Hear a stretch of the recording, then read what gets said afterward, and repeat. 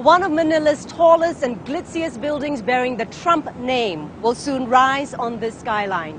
And the visionary behind this ambitious project is a man who started his real estate company 6 days before one of the worst times in Philippine history, the People Power Revolution.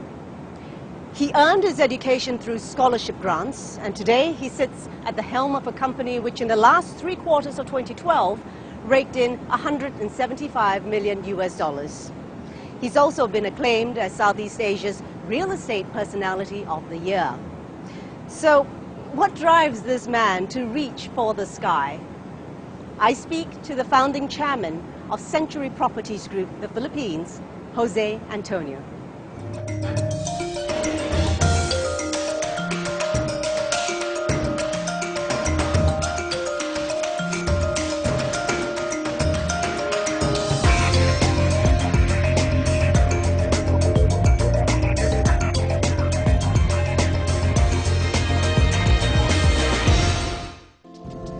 He sees things through a different lens, and for the past 26 years, he's carved out a path of his own in property development in the Philippines. In 1997, Jose Antonio collaborated with legendary architect I.M. Pei for high-end luxury apartments in New York and Manila, becoming the first Filipino to do so. He's continued to make a splash by bringing in brand names never before seen in property projects in Manila or in Southeast Asia. From Versace, Missoni, and Philippe Starck for interior design, to Paris Hilton as designer of a clubhouse for their urban resort development, and his biggest coup to date, partnering with Donald Trump. The Trump Tower in Manila completes Jose Antonio's master plan of building the 3 tallest residential skyscrapers in the Philippine capital. Mr. Jose Antonio, thank you very much for joining us here on Powerlist Asia. You have so many big names associated with your brand. What's the thinking behind this big grand vision? Because Manila has never seen property being associated with these celebrities before. I always look at any situation as a problem and a solution matrix. The situation is that Manila has not kept pace with its neighboring cities, such as Hong Kong, Singapore, Bangkok, even Malaysia, Kuala Lumpur. Why is that? The place is not actually it has not been the place where a lot of brands familiar to a lot of consumers are in. And therefore I thought, how can we help make Manila a global city? And the way to do it is to create projects or buildings which are named or are branded with the names that are familiar to a lot of the mass consumer, to the consumer base that we have as an audience. And that is the reason why we are collaborating, or we are using their talents to lend to us in producing these projects. You brought up Singapore and Hong Kong. Now, these are countries that have several things in their favor. They have political stability, they have excellent infrastructure, high productivity, even a culture that's very intolerant towards corruption. At this point in time in the Philippines, that's not exactly something you can boast of. How do you plan to change things? I believe that we are entering a new phase in the history of the country. And this phase is being led by the present administration, by our president, whose fight against crime is sends a lot of message, not only to his citizens, but to the international audience.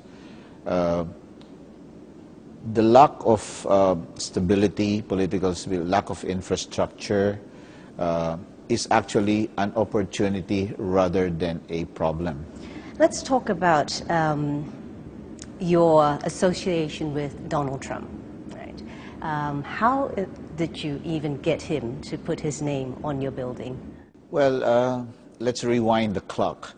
In the early 90s, when I met him, I went to New York and went to his office. And this was because at that point, there was a particular asset portfolio that was being sold by a bank. We look back, Mr. Trump had his problems during the savings and loan crisis in America, and some of his assets were in the block for sale. So I met him and we had a conversation. We talked in a restaurant. Outside the restaurant, there was a beggar with a hat in his hand, and he said, "That guy is richer than me." I said, "How can that be?" Well, that guy had $5 in his hat, and I was negative 200 million. So the beggar was richer than me at that point. But history also now tells us that he bounced back in a very spectacular way. He's back to the top A-list of America, and is a billionaire. So I admire him for his fortitude, his ability to bounce back, and his wisdom. And these are the things that I treasure most. Now, how did we reunite? Well, my son Robbie, who was my third out of 4 boys, worked in New York and became friends with Ivanka. And, you know, a lot of socials and a lot of dialogue was there. And then we decided to partner with him in producing Trump Tower Manila. How did you pitch your ideas to him for him to agree to put his name to your brand? He associates himself with people who are like-minded. It was a lot of, I would say, trying to prove ourselves to him too, that we were the right partners in the Philippines. Your first luxury property was the Ascensa, and it was ready in 2001. What gave you the foresight to see that this would actually happen? We felt that the market was, we had enough people who were affluent enough to buy luxury units. And when we produced Ascensa, which is our 2 towers but only have 236 units, it was gobbled up by people that are able to pay that price. But the proof of the pudding is in the eating. From the time we launched it in 1997, 1 year later there was an Asian crisis, and really that was a very trying episode in our life. We learned painful lessons there, which I think has helped the whole region. So what were some of the lessons that you learned? Number 1, always expect a black swan. That in the lake, anything can happen. The black swan might appear, and who you probably did not foresee. Number 2, measure your expansion program with resources that you have in your pocket. Don't count on something that's not within your control. From upmarket homes to affordable premium apartments, Jose Antonio has been eyeing the Philippines' new middle class. I followed the BMW philosophy. All the philosophies of producing a good car goes to every model that they produce.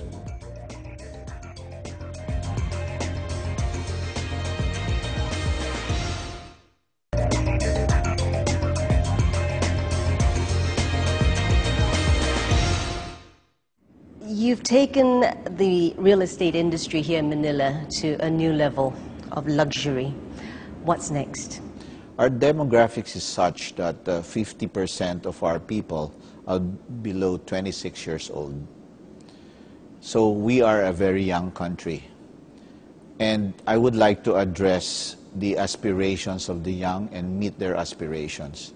Their aspirations is that they're very influenced right now by the web, social media. A teenager in New York has the same experience as a teenager in KL, in Singapore, and in Manila. Therefore, we are global. So the aspirations must be met. They follow the lives of people, the celebrities. In Twitter, for example, that's why you have Paris Hilton with millions of followers. And because of this, they know what to aspire for. So do you see, therefore, a shift in the kind of values that the traditional Filipino would place high worth on, the values of modesty and simplicity. Do you see that shift away from that towards luxury, quality? There are certain values, not only of Filipino, but Asians, which I think are valued by a lot of our youth, meaning humility is also part of it, being humble, and also being educated. For us, Asians, land or real estate is actually the best investment that we can make in our lives. So we follow that kind of temperament, and we will try our best to meet their aspirations. Traditionally, again, Filipinos tend to be the end users of property, meaning to say they live there. Single property is normally what they have to their name, not so much, multiple properties to their name.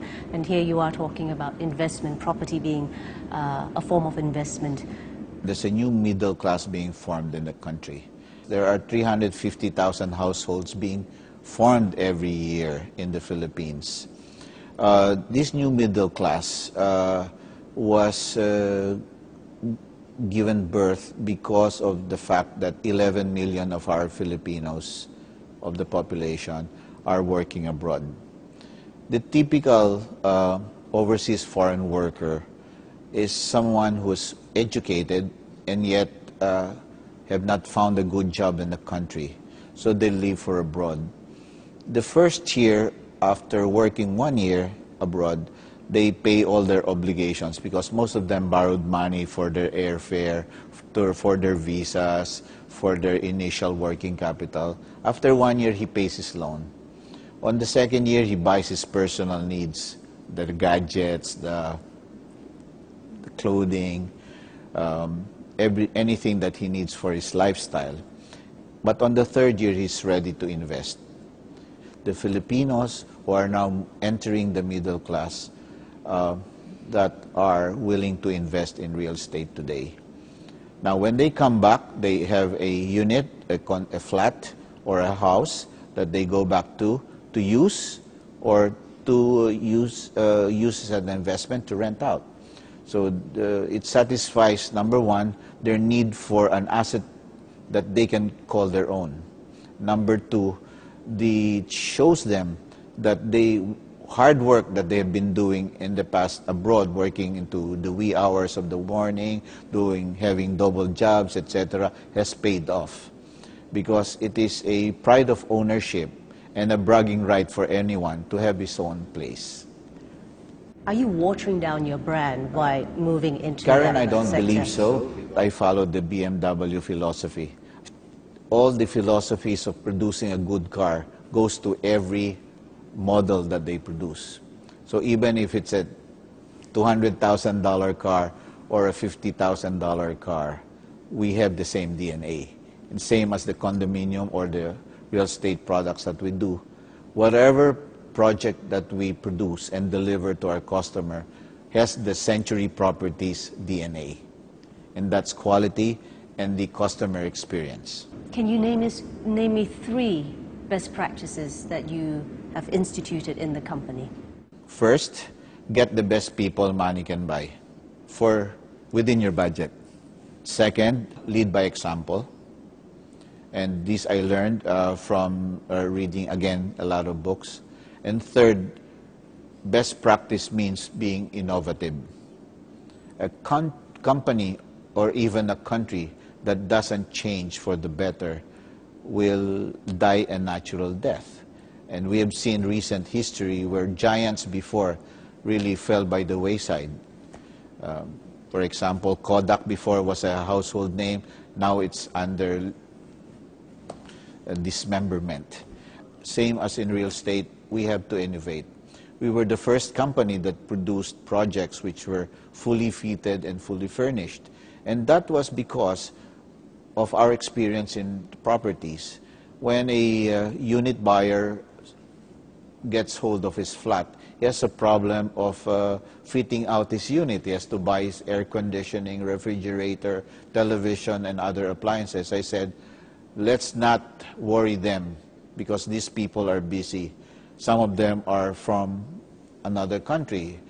So let's give them a fully fitted, fully furnished unit. And that started the whole movement of the industry towards that. We were the first one to do it. It just seems so simple when you put it this way. And you know, of course I'm thinking, why didn't anyone see it? I look at property projects all over the world. And I saw that as a standard all over the world. So why not in the Philippines? Let's make it a standard.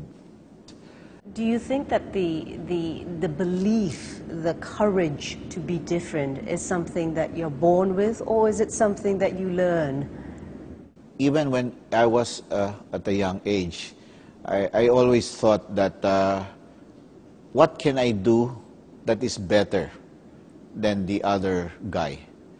In school, when I had modest awards that I got earlier, my teachers were telling me, why are you always trying to be different? Mom or sir, I was not trying to be different. I was just trying to use my talents to excel. Because the other people were probably more talented than I am, but they were not using it correctly. So that's my impression, and that's not gospel truth. But my point being, everyone is given certain set of talents. Some use it, some don't. And I am of the first group. I try to use whatever is given to me to the best of my knowledge. Jose Antonio is securing the future by keeping harmony in the family. I think it's better that the pie is kept as a pie and not as wedges, because when you start putting small wedges, it's no longer a pie.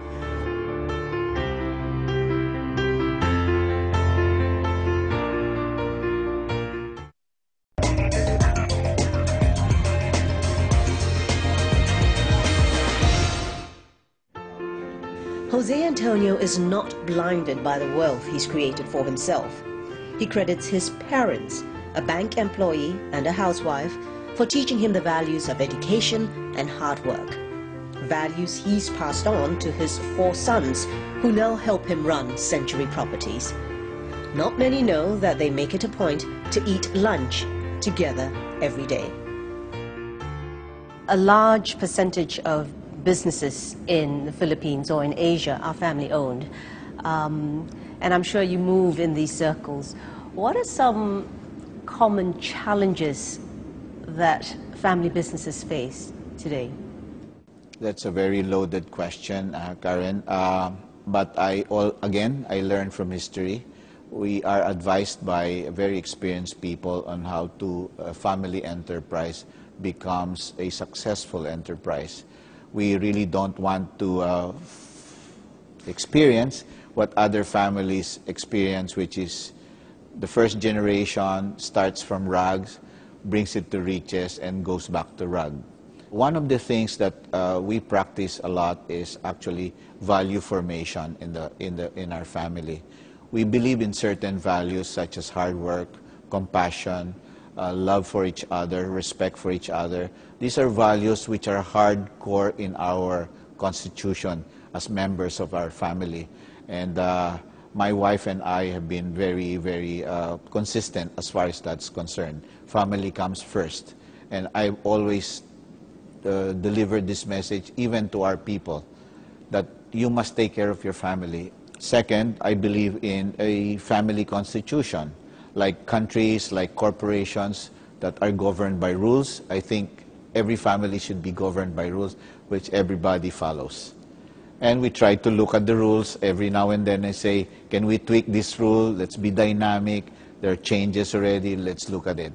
Your youngest son has once been quoted as saying, "My father is the head, my mother is the heart, my 2 older brothers are the hands, and the 2 younger ones are the feet." And he says, so we are a complete body. What happens when the feet wants to be the hands? I think there is enough room for everybody to take in more responsibilities. And we will never stop a person from growing. And I think that is very positive. It shows that there is a lot of energy and a lot of will for for the boys to become bigger, and we will never stop that. Is it possible to divide the pie up equally? I think it's better that the pie is kept as a pie and not as wedges, because when you start putting small wedges, it's no longer a pie. I think, as they say, if you are united, it becomes a stronger entity rather than if they are divided. You're today, of course, a very wealthy man, and with wealth comes power. How do you define power? Well, I'm not too conscious about that. Power to me is my ability or our ability to influence people in a positive way. It means only that you have the tools that to influence other people to look at a certain direction in a positive way. If we can influence people to think more about country, then I think that power was used positively. And with that, Mr. Jose Antonio, thank you very much for your time. Thank you very much.